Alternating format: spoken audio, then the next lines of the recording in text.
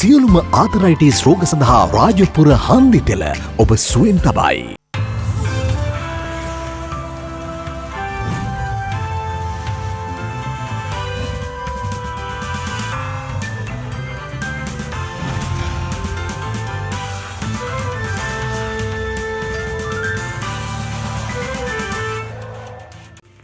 ආයුබෝවන් යථාර්ථවාදීව ලෝකයේ දෙස බලන්නට සත්‍ය සිදුවීම් සම්පින්ඩනයක පුවත් දිගහැරුම ශ්‍රද්ධා රූපවාහිනී 6:30 ප්‍රධාන ප්‍රවෘත්ති විකාශය සමගින් මම ලකිඳුණු අංග ප්‍රථමයෙන් සිරස්තල.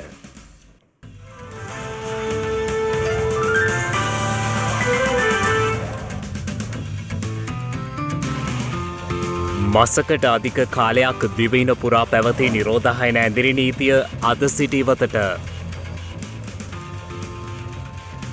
රාජ්‍ය සේවය සාමාන්‍ය පරිදි පවත්වාගෙන යාමට අදාළ චක්‍රලේඛය නිකුත් කෙරේ.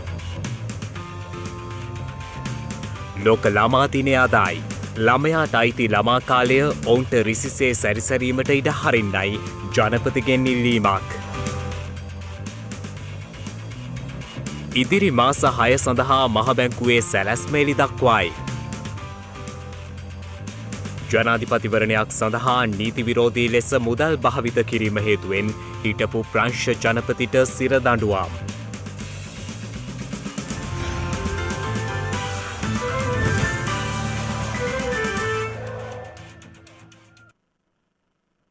සමස්ත දිවයිනටම බලපැවැත්වෙන පරිදි ක්‍රියාත්මක කර තිබූ නිරෝධායන ඇඳිරි නීතිය අද අලුයම ඉවත් කෙරුණා. ඒ අනුව අද නගර ආශ්‍රිතව දැඩි ජනාකීර්ණ ස්වභාවයක් දක්නට ලැබුණු බවයි අප වාර්තාකරුවන් සඳහන් කළේ. මෙරට තුළ සීග්‍රයෙන් පැතිර ගිය කොවිඩ් වසංගත තත්ත්වය හේතුවෙන් දිවයිනටම බලපැවැත්වෙන පරිදි නිරෝධායන ඇඳිරි නීතිය පැනුනේ අගෝස්තු මාස 20 වනදායි. එදින පැනූ නිරෝධායන ඇඳිරි නීතිය අද අලුයම 4ට ඉවත් කෙරුණා. කෙසේ වෙතත් එලෙස නිරෝධායන ඇඳිරි නීති ඉවත් කිරීමට කටයුතු කරනු ලැබුවේ යම් යම් සීමාවන්ට යටත්වයි. ඒ අනුව පළාත් අතර සංචරණය තවදුරටත් තහනම් වන අතර අත්‍යවශ්‍ය නොවන සියලු ගමන් සඳහා රාත්‍රී 10 අලුයම 4ත් අතර කාලය තුළ අවසර හිමිවන්නේ නැහැ. ඒ අනුව රට විවෘත කිරීමෙන් පසුව පවතින කොවිඩ් වසංගත තත්ත්වය යටතේ ජන ජීවිතය සාමාන්‍ය පරිදි පවත්වාගෙන යාම සඳහා නව මාර්ගෝපදේශ මාලාවක්ද ඊයේ සෞඛ්‍ය අමාත්‍යාංශය විසින් ඉදිරිපත් කරනු ලැබුවා. කෙසේ වෙතත් රට විවෘත කළද පොදු ප්‍රවාහන සේවා දැඩි සෞඛ්‍ය මාර්ගෝපදේශ යටතේ ක්‍රියාත්මක වුවද පළාත් අතර පොදු ප්‍රවාහන සේවා තවදුරටත් ක්‍රියාත්මක වන්නේ නැහැ. එසේම දුම්රිය සේවාවන්ද ඉදිරි සති දෙකක කාලය දක්වා ක්‍රියාත්මක නොවන බවයි රාජ්‍ය අමාත්‍ය දිලු මමුණුගම මහතා සඳහන් කළේ. අමාත්‍යාංශයෙන් ලැබුණු උපදෙස් මත මගීන් සඳහා දුම්රිය ධාවනය කිරීම ඔක්තෝබර් මාස 14 දිනින් පසුව සිදු කිරීමට කටයුතු තිබෙනවා.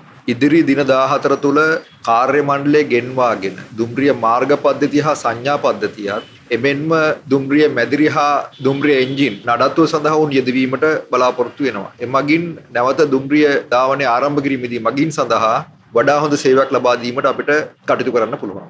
කෙසේ වෙතත් ජනතාවට අවශ්‍ය ප්‍රවාහන කටයුතු සඳහා ලංගම බස් රථ 5500ක් පමණ පළාත් තුළ ධාවනය සඳහා යොදවා ඇති බවයි ලංකා ගමනාගමන මණ්ඩලයේ සභාපති කින්ස්ලි රණවක මහතා සඳහන් කළේ. අද දිනේදී උදෑසන 7 පමණ වෙන විට ගමනාගමන මණ්ඩලය විසින් ලංකාව පුරාම බස් රථ 1860ක් ධාවනය කරලා තිබුණා. එකම දවල් කාලය වන විට තවත් බස් රථ 1000කට ආසන්න ප්‍රමාණයක් සූදානම් කරලා තිබුණා. ඒත් මගේ ජනතාවගේ අඩුවීම නිසා ඒ බස් රථ යොදවන්නට අපිට සිදු වුණේ නැහැ. ඒත් අපි බස් රථ 3500කට ආසන්න ප්‍රමාණයක් පළාත් තුල ධාවනය කරන්නට මෙවන විට සැලසුම් සකස් කරලා තියෙනවා. ඊට අමතරව අන්තර් පළාත් අතර ධාවනය කරන ලද බස් රථත් අපි සූදානම් කරලා තියෙනවා පළාත් තුල ධාවනය කිරීම සඳහා අවශ්‍යතාවයක් පැන නැග්ගොත්. දුම්රිය ගමනාගමනය සති දෙකක කාලයකට නවතලා තියෙන නිසා අපිට සිදු වෙලා තියෙනවා දුම්රිය මගින් එන මගීන්ට ප්‍රවාහන පෞරුෂකම් සලසන්න. ඒ අනුව දුම්රිය දෙපාර්තමේන්තුවත් සමග සාකච්ඡා කරලා අපි වෙරළමඩ මාර්ගයේ අලුත්ගම සිටත් මීගමුව සිටත් ඒ වගේම අඹේපුස්ස මීරිකම වේයන්ගොඩ ගණේමුල්ල වගේ ප්‍රදේශවල ඉඳලත් විශේෂ බස් රථ යොදවන්නට කටයුතු කරලා තියෙනවා.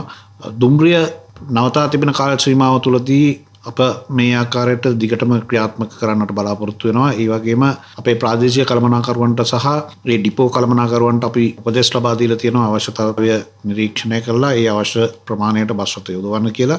මේ අතර රට විවෘත කිරීමෙන් පසු වාර්තා වන කොවිඩ් ආසාදිතයින් සංඛ්‍යාව සහ කොවිඩ් මරණ සැලකිල්ලට ගනිමින් තවදුරටත් නව සීමාවන් පැනවීම හෝ සීමාවන් ලිහිල් කිරීමට කටයුතු කරන බවයි සෞඛ්‍ය සේවා අධ්‍යක්ෂ ජෙනරාල් අසේල ගුණවර්ධන මහතා සඳහන් කළේ.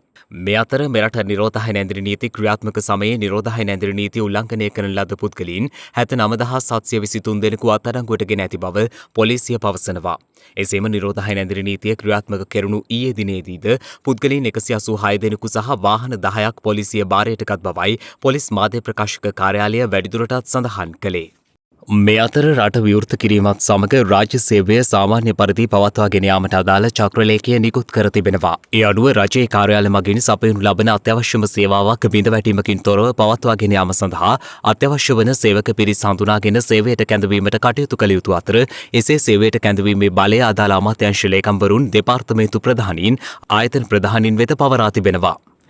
නිල වාහන හිමි ප්‍රවාහන දීමනා ලබා ගන්නා හෝ සංචිත වාහන මගින් ප්‍රවාහන පහසුකම් ලබා දෙනු ලබන මාණ්ඩලික නිලධාරීන් සඳහා ඉහත විධිවිධාන අදාළ නොවන අතර ඔවුන් සාමාන්‍ය පරිදි සේවයට වාර්තා කළ යුතු වනවා.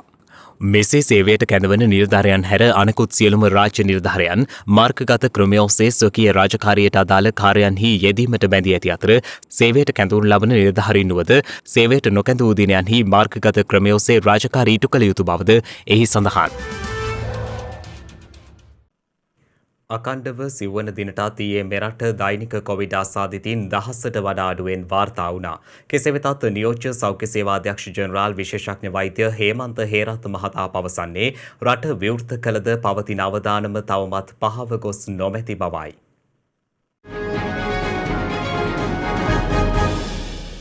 කොවිඩ් ආසාදිතයින් 912 දෙනෙකු ඊයේ හඳුනා ගැනීමත් සමග මෙරට සමස්ත ආසාදිතයින් සංඛ්‍යාව 5,17,377ක් දක්වා ඉහළ ගියා. නව ආසාදිතයින් සියලු දෙනා අලුත් අවුරුදු කොවිඩ් පොකුරේ ආසාදිතයින් බවයි රජයේ ප්‍රවෘත්ති දෙපාර්තමේන්තුව සඳහන් කළේ. මේ අතර තවත් කොවිඩ් මරණ 59ක් සෞඛ්‍ය සේවා අධ්‍යක්ෂ ජෙනරාල්වරයා විසින් තහවුරු කර තිබෙනවා. එම මරණ ඊයේ දිනේ තහවුරු කර ඇත්තේ. එම මරණ 59ත් සමග මෙරට සිදුවී ඇති සමස්ත කොවිඩ් මරණ සංඛ්‍යාව 12965ක් දක්වා ඉහළ ගොස් තිබෙනවා. එම කොවිඩ් මරණ 59න් 31 දෙනෙකු කාන්තාවන් වන අතර සෙසු 28 දෙනා පිරිම් පුද්ගලයන් වන බවයි සෞඛ්‍ය සේවා අධ්‍යක්ෂ ජෙනරාල්වරයා සඳහන් කළේ. මියගිය පිරිස අතර වයස අවුරුදු 60 හෝ ඊට වැඩි 47 දෙනෙකු සිටින අතර වයස අවුරුදු 30ට අඩු කාන්තාවක්ද සිටින බව සෞඛ්‍ය අංශ නිකුත් කළ නිවේදනයේ දැක්වෙනවා. මේ අතර රට විවෘත කළද තවමත් මෙරට දෛනික කොවිඩ් ආසාදිතයින් වාර්තා වීම සැලකිය යුතු වගයක පවතින බැවින් සියලු පුරවැසියන් දැඩි ලෙස සෞඛ්‍ය පුරුදු අනුගමනය කිරීම වැදගත් බවයි මහජන සෞඛ්‍ය පිළිබඳ නියෝජ්‍ය සෞඛ්‍ය සේවා අධ්‍යක්ෂ ජෙනරාල් විශේෂඥ වෛද්‍ය හේමන්ත හේරත් මහතා පවසන්නේ. සංගත තත්වයන් ගිය අවුරුද්ද වල තිබුණු තත්වයන් වල කිසිම දවසක 1000 ඉක්මවලා තිබුණේ නැහැ. නමුත් මෑත කාලේ අපි රෝගීන් 5000ත් ඉක්මවලා රෝගීන් වාර්තා වන තරමට තත්වය බරපතල වෙලා තිබුණා. දෙසැම්බර් මාසයේ නව වසර උදා වීමට ආසන්නව තිබිච්ච උත්සව සමයත් සිංහල හින්දු අලුත් අවුරුදු උත්සවය සම්බන්ධයෙන් කාල සීමාවේ මේ දෙකම පසු කළාට පසුව යම් කිසි බරපතල තත්වයක් තිබිලා ඒක යම් ආකාරයකට සමනය වෙනකොටම ඇතිවෙච්ච ඉතේ සමිති ක්‍රියාමාර්ග උද්ඝෝෂ වැනි ක්‍රියාවලියනොත් මේ සියල්ලම අපිට පාඩම් ඉගෙනුවා. තවදුරටත් මේ දේවල් නැවත නැවතත් කරනවා නම් මං හිතන්නේ අපිට මේ ප්‍රශ්නය පමණක් නෙවෙයි රටක් හැටියට ඉදිරියේ යෑමේදීත් ගැටලු මතුවෙනවා. මේ අතර සමාජයේ සිදුවන මරණවලදී අදාළ මෘතදේහ නිදහස් කරන විට ඒවායේ PCR පරීක්ෂණ සිදු කිරීම සඳහා ප්‍රමුඛත්වය ලබා දිය යුතු බව මහජන සෞඛ්‍ය පරීක්ෂකවරුන්ගේ සංගමය පවසනවා. එම සංගමේ සභාපති උපුල් රෝහණ මහතා සඳහන් කළේ PCR පරීක්ෂණ සිදු නොකර මෘතදේහ නිදහස් කරන්නේ නම් එහි දැඩි අවධානමක් පවතින බවයි. අපි නැවතවරක් අවධානය යොමු කරවන්නේ මෘතදේහ විශාල සංඛ්‍යාවක් COVID-19 ආසාදනයෙන් තොරව ශේෂ්ඨයේ මිය ගිහිල්ලා අපිට හම්බ වෙනවා. නමුත් ඒ අතර යම් ප්‍රතිශතයක් හම්බ වෙනවා මිය ගියාට පස්සේ මේ මෘතදේහ COVID-19 ආසාදිතයින් බවට තහවුරු වෙන මෘතදේහ. ඉතින් එවැනි මෘතදේහ එකක් හෝ හමු වුණොත් ඒ මෘතදේහය අපි නිදහස් කරලා තිබුණොත් බොහෝ වෙලාවට ඒ මෘතදේහය අයිති පුද්ගලයා ජීවත් වෙච්ච නිවසේ අයත් ආසාදිතෝ. ඉතින් ඒ නිවසේ අවමංගල උත්සවයක් පැවැත්වුවොත් විශාල ප්‍රදේශයකට COVID-19 ආසාදනය පැතිරෙන්න පුළුවන් කියන කවදා අවධානය යොමු කරනවා. කෙසේ වෙතත් මෘතදේහ මුදා හැරීමට ප්‍රමාදයක් සිද්ධ වෙන්නේ PCR පරීක්ෂණවල ප්‍රමාදය නිසානේ. ඒ නිසා දැන් මේ වගේ අවදානමක් අරගෙන PCR පරීක්ෂණ වලින් තොරව මෘතදේහ නිදහස් කිරීම නෙමෙයි කළ යුත්තේ. මෘතදේහ වලට ප්‍රමුඛතාවය දීලා PCR පරීක්ෂණ කඩිනමින් වාර්තා ලබා දීමයි කළ යුත්තේ. එහෙම නැති වුණොත් තවදුරටත් අපි අනවශ්‍ය අවදානමක් ගන්නවා කියන එක තමයි පේන්න තියෙන්නේ. මේ අතර බස්නාහිර පළාතේ රජයේ රෝහල්වල සහ අනුරාධපුර හා කුරුණෑගල ශික්ෂණ රෝහල්වල දැනට ක්‍රියාත්මක වයස අවුරුදු 12-19 අතර ආබාධ සහිත දරුවන්ගේ එන්නත් කරන වැඩසටහන අද දිවයිනේ සියලු පළාත්වල රජයේ රෝහල්වලදී ආරම්භ කිරීමට සෞඛ්‍ය අමාත්‍යාංශය සැලසුම් කර තිබෙනවා. රටේ සියලුම දෙනාට මතක් කරගන්න මෙය සාමාන්‍ය ළමුන් එන්නත් කරණයක් නොවේ අපි කරන්නේ අතුරු ආබාධ සංජානනීය ආබාධ සහිත ළමුන්ට පමණයි අවුරුදු 12 සිට 19 දක්වා මේ වෙන්නත ලබා දෙන්නේ. ඒ වගේම අවුරුදු 20ට වැඩි අයටත් මෙම එන්නත ලබා දෙන්නේ නැහැ එතෙන්දී. ඒ නිසා ඒ වගේ ළමුන් සහ යෞවනයන් එන්නත් කරන සායන වලට රැගෙනීමෙන් වළකින්න කියලා අපි ඉල්ලා සිටිනවා. ඉතාමත් සාර්ථකව එන්නත් කරණය සිදු කළා අපි බලාපොරොත්තු වෙනවා මේ සතිය ලබන සතිය අවසාන වෙන විට පළවෙනි එන්නත සියලුම සංජානනීය ආබාධ සහිත ළමුන්ට ලබා දීමට හැකි වේවි කියලා. මේ වන විට වෛරසය ආසාදිතව ප්‍රතිකාර ලබන පුද්ගලයන් සංඛ්‍යාව 46891ක් වන අතර වෛරස් ආසාදිතව සිට සුවය ලැබූ සමස්තය දැක්වෙන්නේ 4,58,085ක් ලෙසයි. මාස 18කට පසු ඕස්ට්‍රේලියාව සිය ජාත්‍යන්තර දේශ සීමා විවෘත කිරීමට තීරණය කර ඇති බව විදෙස් මාධ්‍ය වාර්තා කළා.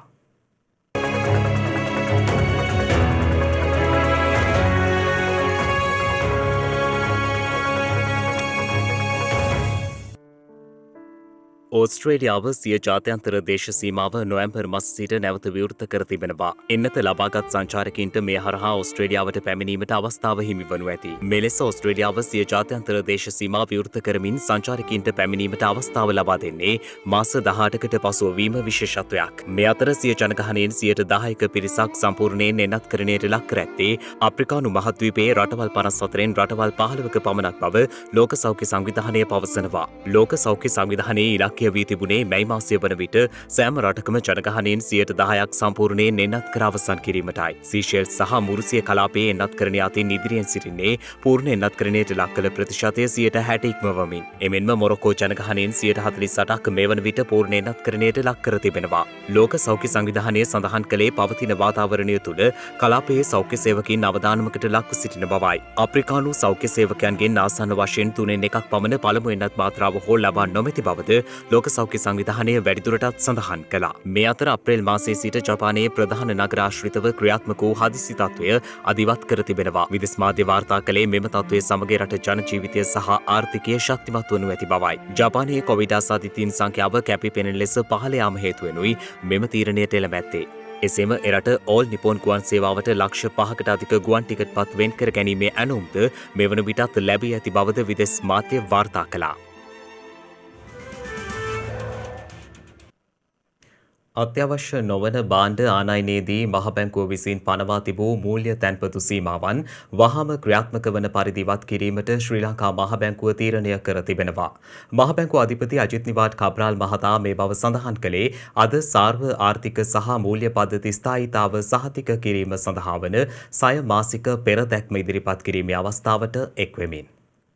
අත්‍යවශ්‍ය නොවන අදිසි නොවන ආනයන සඳහා පනවා තිබූ ආන්තික මුදල් දැන්පතු අවශ්‍යතාවය වහාම ක්‍රියාත්මක වන පරිදි අපි අත්හිටුවනවා. බොහෝ දෙනෙක්ට ඒ පිළිබඳව අමාරු තත්ත්වයක් තියෙන බවට ඊයේ පෙරේදා අගමැතිතුමා දැනුම් දුන්නා. ඒ පිළිබඳව අපි ඒකට සලකලා බලලා ඒ අනුව ඒ අයට ඉදිරියේදී සිදු නොවන්නට අපි කටයුතු කරන්න බලමු. සියලුම දෙනාගෙන් ඉල්ලීමක් කරනවා පිට රටවල් වලින් ඉඳලා ශ්‍රී ලංකාවට මුදල් එවනකොට සාමාන්‍ය බැංකු ක්ෂේත්‍රයෙන් තිබෙන ඒ පද්ධතිය පාවිච්චි කරලා මුදල් එවන්නට කියලා. සියලුම බැංකු මං හිතන්නේ බොහොම පහසු කරලා තියෙනවා. වෙන වෙන ක්‍රමවලට යොමු නොවි මේ අටේ බැංකු ක්ෂේත්‍රය පාවිච්චි කරලා ඒ කටයුතු කරන්නයි කියලා අපි ඉල්ලීමක් කරනවා. සුළු සහ මධ්‍යම පරිමාණයේ ව්‍යාපාරිකයන් Tamanගේ පැරණි ණය සහ පැරණි පොලිය ඒත් එක්කම නව ණය සහ නව පොලිය ගෙවද්දී සෑහෙන පීඩනයකට ලක් වෙන්න පුළුවන්. ඉතින් ඒ නිසා මහ බැංකුවෙන් අපි මේ තත්ත්වය පිළිබඳව හොඳින් අවබෝධ කරගෙන ඒ අයට සහනයක් ලබා දීම සඳහා රුපියල් මිලියන 15000ක් අපි වෙන් කරන්න බලාපොරොත්තු වෙනවා. ඒ ණය සහ ඒ ණය පොලිය පිළිබඳව සහනයක් ලබා දීමට. ඊළඟ මාස 6 තුලදී පරාට එක්සිකියුෂන් එක හරහා දේපල පවරා ගැනීම අපි බැංකු වලට ඉල්ලීමක් කරලා ඒක නොකර සිටින්නේ කියලා. ඒත් එක්කම වාහන නැවත පවරා ගැනීමත් අත්හිටුවන්නට කියලා ඊළඟ මාස 6 තුලදී අපි සියලුම බැංකු සහ මූල්‍ය ආයතන වලට උපදෙසක් දෙනවා. රටේ බොරතැල් බිල්පත් ගෙවීමට අවශ්‍ය මුදල් සපයමින් විදේශ විනිමය වෙළඳපොළ වෙත ද්‍රවශීලතාව වැඩි කිරීමට අපි යොමු කරන්න බලාපොරොත්තු වෙනවා. කිසිම කෙනෙකුට කිසිම සැකයක් තබා ගන්නට අවශ්‍ය නැහැ. බොරතැල් හිඟයක් හෝ ගෑස් හිඟයක් හෝ ඒ වගේ කිසි දෙයක් සිදු වෙයි කියලා මුදල් නැතිකම නිසා විවිධ අංශ ඒ පිළිබඳව කතා කරලා තිබුණත් ඒ සියලුම කතාව සම්පූර්ණයෙන්ම නිෂ්ප්‍රභා කිරීම සඳහා මහා බැංකුව ඒකට කටයුතු කරන බවට මා අද මෙහිදී කියා සිටිනවා. සියල්ලටම පෙර දරුවන් යන්න තේමා කරගත් ලෝක ළමා දිනය අදයි. මලකටයි පිළිබිඳුවකටයි හැම තැනකටම නැතුවම බැරිවුණතේ දරුවන්ගේ පුංචි සිනහව. කාලය නික්ම ගිය තරමටම ජංගම දුරකථන තිරයක දරුවන්ගේ සිනහව නතරුණත් විශ්වාසයි ඒ ලෝකේ ලස්සනම හිනාව. දරුවන්ගේ ජීවිතයට වසන්තය අරගෙන එන්න දෙමව්පියන් විදියට, ගුරුවරු විදියට, වැඩිහිටියන් විදියට. ලෝක ළමා දිනය දවස වගේම වැඩිහිටි දිනයත් අද. ඉතින් වැඩිහිටියන් ලෙස ඔබ අපි කිව්ව ලස්සනම සිනහව ලෝකෙන් මකා දමන්න එපා. පහුගිය කාලයේ පුවත් ගැන අද සමාජයේ හැම තැනකම කතා වෙද්දී ඒ හැම කතාවක් ඇතුළෙම වැඩිහිටියන්ට සිතන්නට යමක් ඉතිරි වුණා. ඒ සියල්ල අපට මතක් කළේ සියල්ලටම පෙර දරුවන් යන්නයි. මෙවර ලෝක ළමා දින තේමාවත් එයම වීම විශේෂිතයි. අපි තාක්ෂණයත් එක්ක දරුවන්ට කියා දෙමු ලෝකයේ සුන්දරත්වය. තාක්ෂණික දෝෂවලින් හිනාවන් වසන් වුණාට දරුවන්ට උරුම සිනහව වසන් කරන්නට බැරි බව අපි දරුවන්ට කියා දෙමු. වර්තමානයේදී දරුවන්ට මුහුණ දීමට සිදුව ඇති ප්‍රබල ගැටලුවක් නම් සයිබර් අපරාධ හරහා සිදුවන විනාශයන්ට දරුවන්ට ලක්වීමට සිදුවීමයි. එනිසා මෙම මාසය පුරාවටම විශේෂ වැඩසටහන් රැසක් ක්‍රියාත්මක කරන බවයි ජාතික ළමාරක්ෂක අධිකාරිය සඳහන් කළේ. සියල්ලට පෙර දරුවන් යන තේමාව යටතේ අපි විශේෂ වැඩසටහන් රැසක් අපගේ දරුවන් වෙනුවෙන් නිර්මාණය කළා. ඒවා ඉදිරිපත් කිරීමට මේ ඔක්තෝබර් මාසය පුරා අප බලාපොරොත්තු වෙනවා. ඔබ දන්නවා සයිබර් අවකාශය ඔස්සේ සමහර විට අපගේ ළමයින් අපයෝජනයට පත් වෙනවා. මේ නිසා අපි බලාපොරොත්තු වෙනවා ඔක්තෝබර් මාසය තුල අපයෝජන සහිත අශ්ලීල අසභ්‍ය චිත්‍රපටි පින්තූර ඒවායින් ඉවත් කිරීමට එවැනි අපරාධකරුවන් අල්ලා ගැනීමට මේ අතර වර්තමානයේ ලෝකයේ මුහුණ දී ඇති වසංගතය හමුවේ සමස්ත දරු පරපුරේ සිතුම් පැතුම්වලට ළමා ලෝකයට බොහෝ සීමා ඇති වී තිබෙන බව ජනාධිපති ගෝඨාභය රාජපක්ෂ මහතා ලෝක ළමා දින පණිවිඩය නිකුත් කරමින් පවසනවා. පාසල් පන්ති කාමර ක්‍රීඩා පිටිය තවදුරටත් දරුවන්ට දුරස් වී ඇති බවත් එලෙසම අහිමි වී ගිය සියලු අපේක්ෂා වඩාත් සුරක්ෂිතව ළඟා කර දීම රජයේ ප්‍රමුඛ කාර්යයක් බවත් ජනාධිපතිවරයා නිකුත් කළ පණිවිඩයේ දැක්වෙනවා. මේ අතර ගෝලීය වසංගතයක් පවතින කාලයක දරුවන් නිවසේදී මානසික පීඩාවට ලක් නොවන අයුරින් රැකබලා ගැනීමට උනන්දු වන ලෙසට දෙමාපියන් සහ වැඩිහිටියන්ගෙන් ඉල්ලා සිටින බව අග්‍රාමාත්‍ය මහින්ද රාජපක්ෂ මහතා ලෝක ළමා දින පණිවිඩය නිකුත් කරමින් සඳහන් කළා. එමෙන්ම ශ්‍රද්ධා රූපවාහිනිය ලෝක ළමා දිනය වෙනුවෙන් ගෙනෙන විශේෂ වැඩසටහන හෙට සවස 5ට සුවහසක් දැයේ දූ දරුවන් වෙනුවෙන් විකාශය වීමට නියමිතයි. අද ලෝක ළමා දිනය මෙන්ම ලෝක වැඩිහිටි දිනයත් යෙදී තිබෙනවා. අදවන් දිනයක මේ කියන්නේ සියවසකටත් එහා ආයු වළඳන දිරිය මාතාවකගේ කතාවක්. 120ට 220ක් ආයු බොහෝ වේවා යන්න අපේ රටේ පැරැන්නන්ගේ සිට පැවතෙන පුරාතන ආශිර්වාදයක්. මෙකී ආශිර්වාදය තුළ ගැබ්ව ඇත්තේ හුදෙක්ම එක් ප්‍රාර්ථනාවක් පමණක්ම නොවේ. එය රෝ බිය දුක් පීඩා වැළකී මනා සිහිනුවණින් යුතු දිවි පැවැත්මක් සේම ආයුෂයෙන් වර්ණයෙන් සැප බල ප්‍රඥාවෙන් යුතු දිවි ගමනකට එක්තරා උත්තේජනයක්. එවන් ආශිර්වාද මැද සියවසකටත් එහා ආයු වළඳමින් නිදුක් නිරෝගීව වෙසෙන වැඩිහිටි මාතාවකගේ මේ කතාව අපට වාර්තා වුණේ ගල්ල තිත්තගල්ලේ මිරිස්සවත්ත ග්‍රාමයෙන්. ඇය අල්ගෙවත්තගේ එන්සුහාමී මාතාවයි. වර්ෂ 1916 වසරේ මාර්තු මස දෙවන දින ජන්මලාභය ලද ඇය මෙවන විට 105 වන වියෙහි පසුවනවා.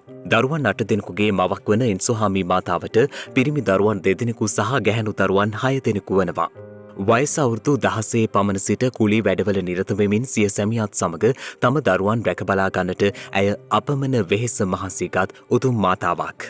එමෙන්ම සාක්ෂරතාවයෙන් වූ නෑයට ලිවීමට කියවීමට නොහැකිවද තම දරුවන්ට අකුරු උගන්වන්නට ඇය යොහුසුළු වී තිබුණේ මවක් ලෙස උත්තරීතර ගතිගුණ කියාපාමින්.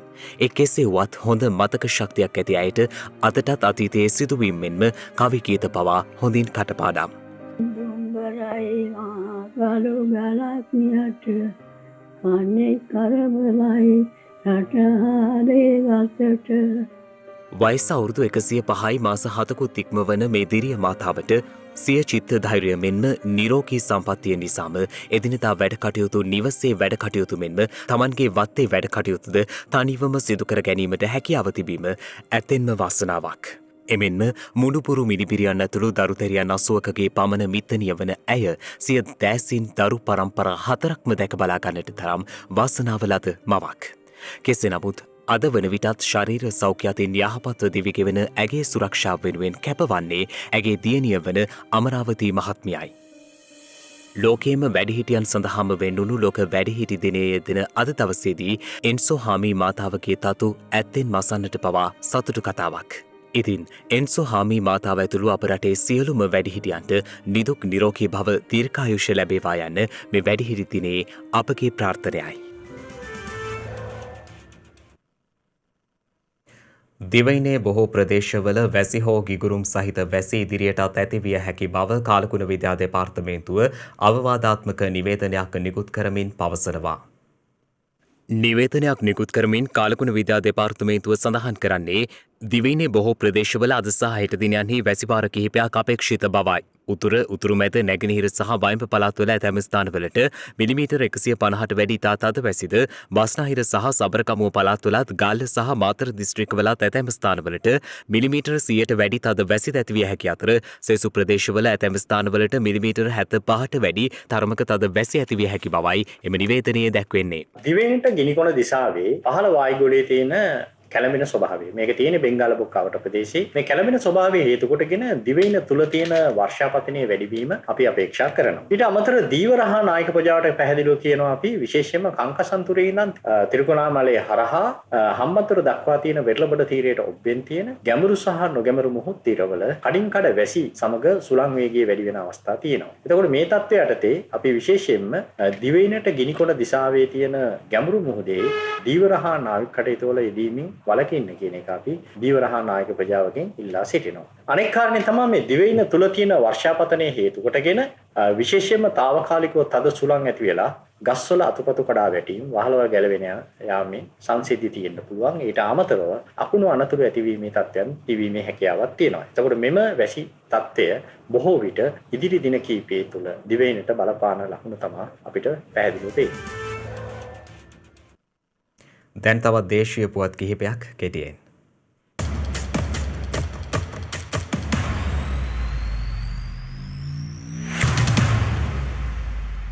මෝටර් රථ ප්‍රවාහන දෙපාර්තමේන්තුවේ වේරහැර සහ නාරාහින්පිට කාර්යාලවල අත්හිටුවන ලද සේවා අද සිට යළි ආරම්භ කෙරෙනවා. කෙසේ වෙතත් අත්‍යවශ්‍ය සේවා ඉටු කර ගැනීමට 0112-877 දුරකථන අංකය ඔස්සේ දිනයක් සහ වේලාවක් වෙන් කරගත යුතු බවයි මෝටර් රථ ප්‍රවාහන කොමසාරිස් ජෙනරාල් සුමිත් අලහකෝන් මහතා සඳහන් කළේ. මෝටර් රථ ප්‍රවාහන දෙපාර්තමේන්තුවේ දිස්ත්‍රික් කාර්යාල කටයුතු අදාළ දිස්ත්‍රික්කයේ දිස්ත්‍රික් ලේකම්වරයාගේ අධීක්ෂණය යටතේ සිදු කරන බවද එම දෙපාර්තමේන්තුව පෙන්වා දෙනවා. එමෙන්ම මෝටර් රථ ප්‍රවාහන දෙපාර්තමේන්තුවේ සේවාවන් පිළිබඳ විමසීම සඳහා පෙරවරු 9 සිට පස්වරු 4 දක්වා කාලයේදී වාහන ලියාපදිංචියට අදාළව 0.7-767-797 යන දුරකථන අංකයට අමතන ලෙසයි මෝටර් රථ ප්‍රවාහන දෙපාර්තමේන්තුව අවධාරණය කර ඇත්තේ. සඳහිරු සෑයේ උතුම් චූඩාමාණික්‍ය සහ කොත් වහන්සේ මේ වන විට කළුතර බෝධි පරිශ්‍රයේ තැන්පත් කර තිබෙනවා. දැඩි සෞඛ්‍ය මාර්ගෝපදේශයන්ට අනුව දිනපතා ගරුතර මහා සංඝරත්නයේ ප්‍රධානත්වයෙන් මෙහිදී ආගමික වතාවත් සිදු කෙරෙන අතර ඉදිරියේදී චූඩාමාණික්‍ය සහ කොත් වහන්සේ රැකතු රථ පෙරහර අනුරාධපුරය දක්වා දිවයිනේ ප්‍රදේශ රැසක් ආවරණය වන පරිදි වීථි සංචාරය කිරීමට නියමිතයි.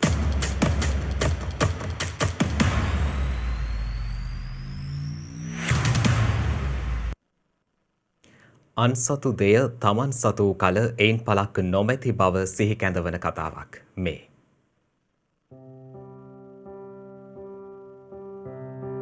ෆේස්බුක් සමාජ මාධ්‍යයෙහි සැරිසරණ අතරතුර එක් සටහනක් ළඟ අප නතර වූයේ එකේ සටහන සමාජයටම අර්ථපූර්ණයක් සපයන නිසා. අන්සතුතය ලබා ගැනීමත් දැන දැනත් වැරදි මාර්ගයට පිවිසීමත් ජීවිත විනාශයට හේතුවන බව වටහාගත් කල තරුණ කාලයේදීම යහපත සොයා යෑම වටිනා දෙයක්. කුරිය සේවාවක් මගින් තමන් වෙත ලද බාණ්ඩ අතර වෙනත් අයෙකුට යැවිය යුතු බාණ්ඩ කිහිපයක් ඇති බව දුටු රශ්මි භාග්‍යා නම් තරුණිය සිය නමටම එම පාර්සලය ලැබී ඇති නිසා එය විවෘත කිරීමට යොමු වුණා. එහි තිබී ඇත්තේ ලක්ෂ 3.5ක් පමණ වටිනා ජංගම දුරකථන 10ක්. පසුව ක්‍රියාත්මක වූ ඇය තමන්ට එම පාර්සලය රැගෙන ආ පුද්ගලයාටම එය නැවත ලබා දීමට පෙළඹුණා. ඒක ඇතුළ ඩොකියුමන්ට්ස් වගේ බලද්දී තිබ්බ එකේ ලක්ෂ 3.5ක් වටින ෆෝන්ස් 10ක් තියෙනවා කියලා. ඊට පස්සේ පොලිසියත් සම්බන්ධ කරගෙන ඒ අදාළ කුරිය ආයතනයට කතා කරා. කුරිය ආයතනයට කතා කරාට පස්සේ ඔහු කිව්වා දුව මේ දේ කරාට වඩා ගොඩක් පින්. මම රස්සාව කරන්නෙත් බොහොම අමාරුවෙන්, කන්නේ අඳින්නේ බොහොම අමාරුවෙන්. අපි මේ ආසාවට කරන රස්සාවක් නෙමෙයි කියලා එහෙම කිව්වා. ඊට පස්සේ මම ඇහුවා කියන්නේ මම ඔයාට මේක දැනුම් දුන්නේ නැත්නම් මොන වගේ දෙයක් වෙයිද කියලා. ඊට පස්සේ ඔහු කිව්වා රස්සාව නැති වුණත් කමක් නැහැ දුව. මම ලක්ෂ 3.5ක් කොහොමද ගෙවන්නේ කියලා. එයාගේ කියන්නේ දුක එයා කිව්වා ඇත්තටම සාමාන්‍යයෙන් හොරු කොහොමද කියන අනුන්ගේ දෙයක් හොරකම් කරලා එයාලා ඒකෙන් ඒක භුක්ති විඳින්නේ කොහොමද කියලා මට තේරෙන්නේ නැහැ. බොහෝ දේ පසුපස දිව යන අපි ඇතැම් විට බොහෝ දේ පොදි බැඳ ගන්නට දක්වන්නේ විශාල ආශාවක්. ඒ නිසාම කොතෙකුත් අප සතුව තිබුණත් තව තවත් ගෞරවය, තව තවත් මුදල්, නිලනාම මෙසියල්ල පසුපස අප දිව යනු ඇති. ඒ ඔබේ නොවන ඔබට හිමි නැති දෙයක් ඔබ ලබා ගන්නට උත්සාහ ගන්නවා නම් හෝ ඔබ ලබා ගන්නවා නම් ඒ කිසිදු සැනසීමක් නොමැති බව වටහා ගැනීම වටිනවා. අන් සන්තක දෙය තමන් සන්තක වූ කල එයින් බොහෝ ප්‍රයෝජන විඳ තිබුණද තමන්ගේ සිත වරදක සාක්ෂිකරුවෙක් බවට පත්වනවා. තුරුණු වියේතීම රශ්මී තේරුම්ගත් වැදගත්ම කාරණයයයි.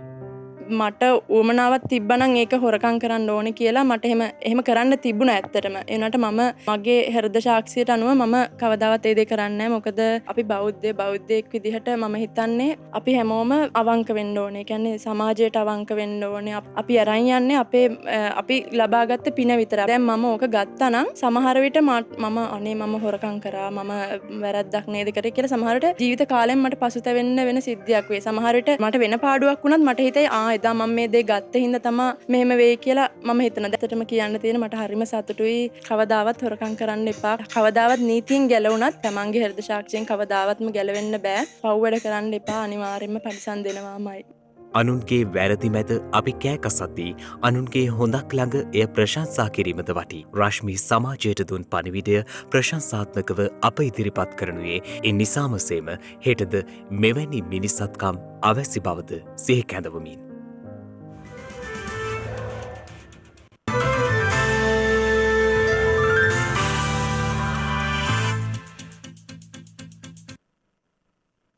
අවධානය විදෙස් පුවත් වෙත. ප්‍රංශයේ හිටපු ජනාධිපතිවරයාට වසරක සිරදඬුවමක් නියම කිරීමට රට අධිකරණයක් තීන්දුව කර තිබෙනවා. ප්‍රංශයේ හිටපු ජනාධිපති නිකලස් සාකෝසිට එරෙහිව වසරක සිරදඬුවමක් නියම කිරීමට රට අධිකරණයක් තීන්දුව කර තිබෙනවා.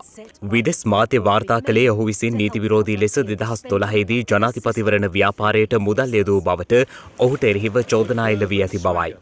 66 හැවිරිදි නිකලස් සාකෝසි තමා වැරද්දක් නොකළ බවට ප්‍රකාශ කර ඇති අතර හිටපු ජනාධිපතිවරයාගේ නීතිඥයා ප්‍රකාශ කර ඇත්තේ ඔවුන් එම තීන්දුවට එරෙහිව අභියාචනයක් ඉදිරිපත් කරන බවයි. එම මැතිවරණ ව්‍යාපාරයට හිටපු ජනාධිපතිවරයා විසින් යුරෝ මිලියන 22.5ක් වියදම් කර ඇති අතර එය එසේ වියදම් කළ හැකි උපරිම මුදලට වඩා දෙගුණයක් වන බවයි විදෙස් මාධ්‍ය වාර්තා කළේ. කෙසේ නමුත් එම ජනාධිපතිවරණයේදී ඔහු ෆ්‍රන්කොයි හොලන්ඩයට පරාජය වී තිබෙනවා.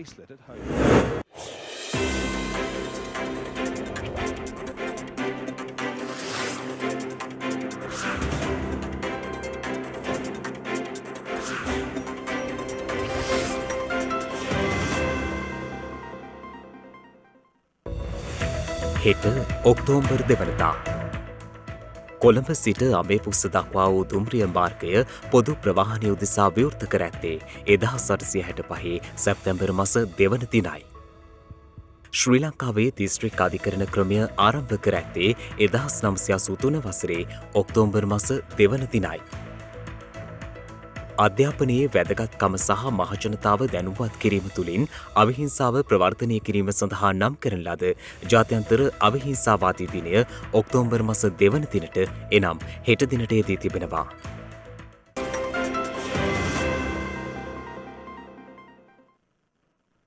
ඒ සමගින් ශ්‍රද්ධා ප්‍රධාන ප්‍රවෘත්ති විකාශය නිමාවට පත්වනවා. හමුවෙමු හෙටත් සවස 6:30ට. තෙරුවන් සරණයි. නමෝ බුද්ධාය. මෙවැනි වැදගත් පුවත් නැරඹීම සඳහා ශ්‍රද්ධා TV News YouTube channel එක subscribe කර සීනුව සලකුණ වන්න.